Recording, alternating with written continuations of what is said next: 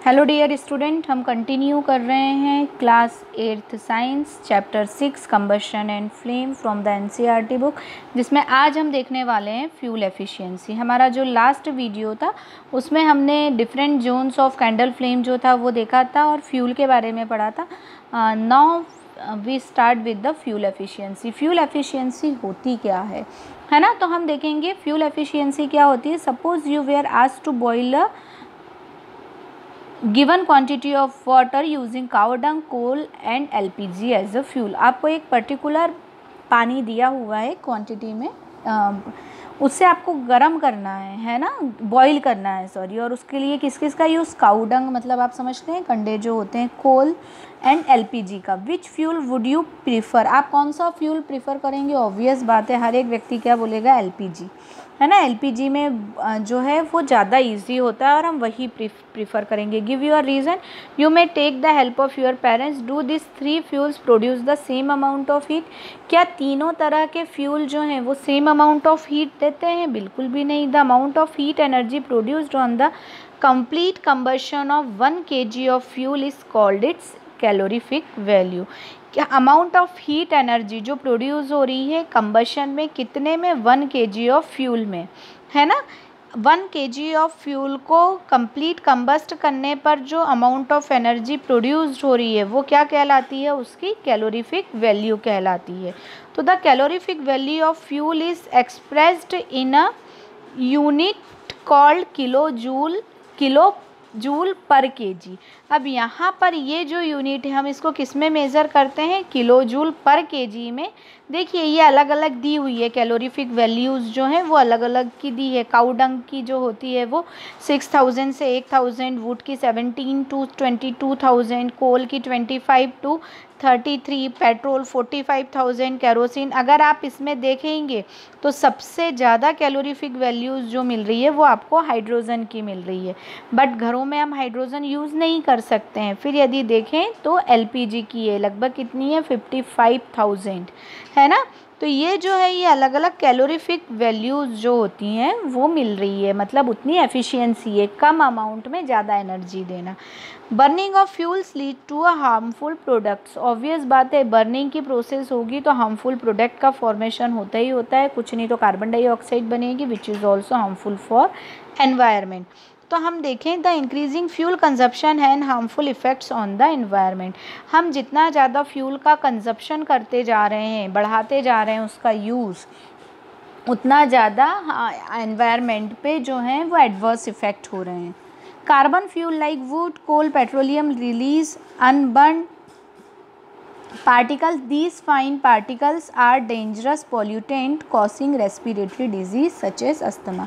अब जितने भी कार्बन फ्यूल्स हैं, लाइक वुड है, कोल है, पेट्रोलियम है, ये सब क्या करते हैं, अनबर्न मतलब आधे जले, पूरी तरह से जल नहीं पाते हैं, कार्बन के पार्टिकल्स रिलीज़ करते हैं। और ये जो है ये बहुत खतरनाक पॉल्यूटेंट्स होते हैं जो कि डिफरेंट टाइप ऑफ रेस्पिरेटरी मतलब सांस से रिलेटेड बीमारी, मेनली इसमें क्या आ जाएगा, अस्थमा आएगा, है ना। अस्थमा जो है वो रेस्पिरेटरी डिजीज़ है। Incomplete combustion of these fuel gives carbon monoxide. और यदि ये कंबशन पूरा नहीं हो पाता है ना, इनकम्प्लीट कंबशन रहता है, तो कौन सी गैस रिलीज़ होती है, कार्बन मोनोऑक्साइड।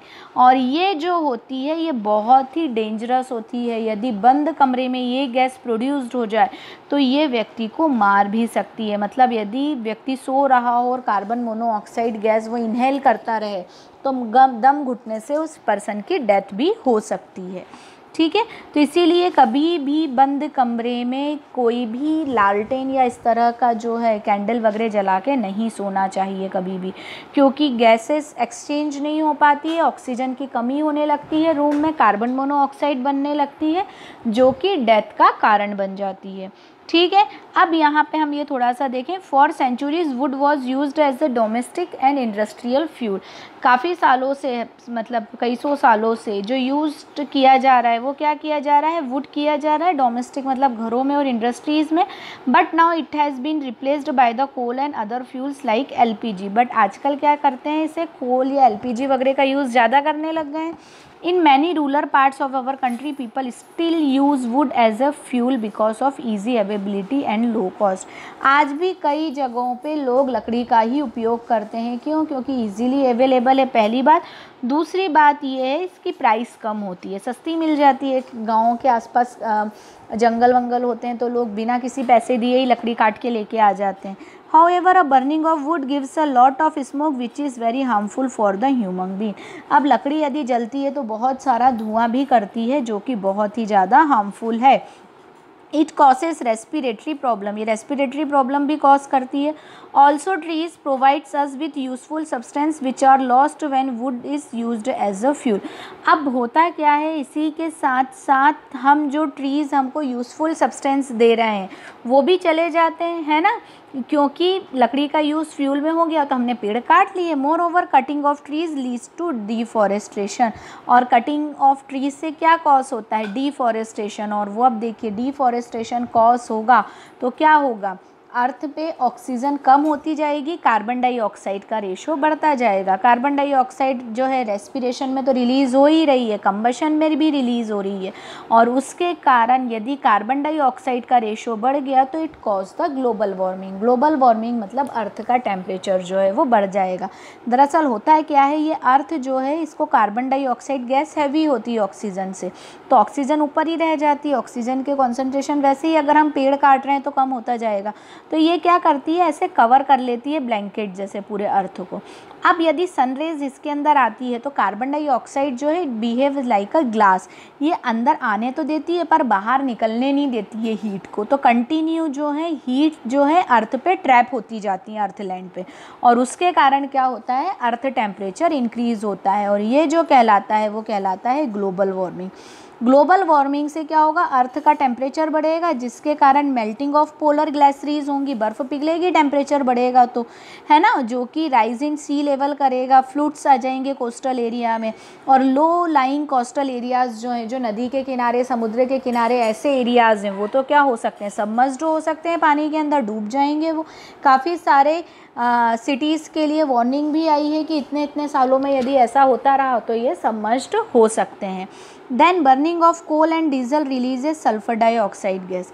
कोल और डीजल से क्या होता है, सल्फर डाइऑक्साइड गैस जो है वो रिलीज़ होती है। It is extremely suffocating and corrosive gas, ये बहुत ज़्यादा सफोकेटिंग मतलब सांस लेने में प्रॉब्लम हो, कोरोसिव मतलब कि नुकसानदायक, है ना, जो है वो।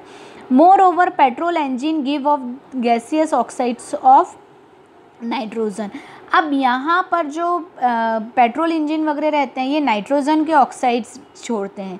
ये ऑक्साइड नाइट्रोजन एंड सल्फ़र के ये रेन वाटर में डिज़ोल्व हो जाते हैं और किसका फॉर्मेशन कर लेते हैं, एसिड का फॉर्मेशन कर लेते हैं। और जब ये बारिश के साथ नीचे आते हैं एसिड में डिज़ोल्व होके, तब वो रेन जो है वो क्या हो जाती है, acid rain. It is very harmful for crops, crop के लिए बहुत ही हार्मफुल है, बिल्डिंग के लिए, सॉइल के लिए, है ना।